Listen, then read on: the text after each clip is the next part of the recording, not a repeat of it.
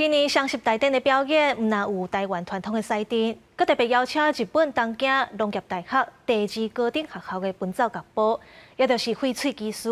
佮有美国加州大学中琴乐队来到现场表演庆祝双十，演出精彩，气氛闹彩彩，交民嘛讲看了感觉真感动。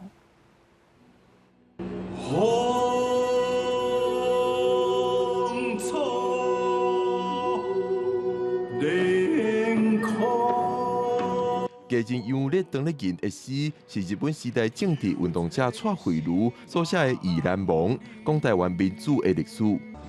福摩萨，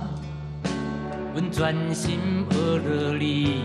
关怀乡土的音乐人林声祥以“永远存在的台湾”为主题，唱出台湾的美丽甲伟大。总统蔡英文伫典礼讲，世界已经对台湾愈来愈重视，这句话也有侨民真有感觉。咱阮伫外国的人有无吼，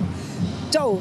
有民主的，大家拢讲有看到阮都，恁是倒位啊？人讲阮台湾人，哦，台湾人好呢，赞呢。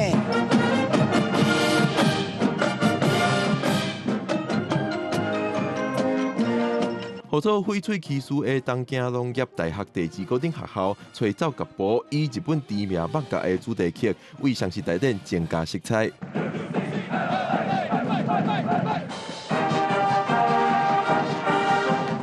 那画下那演奏展现充满活力、无同款的管乐器演奏，因是加州大学洛杉矶分校中型行政乐队。第二次、第三次来了，之前没有参加过去，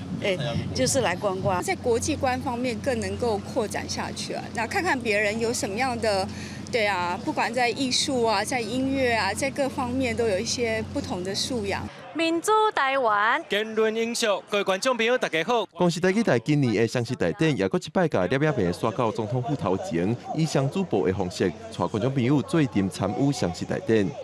记者龚长随台北报道。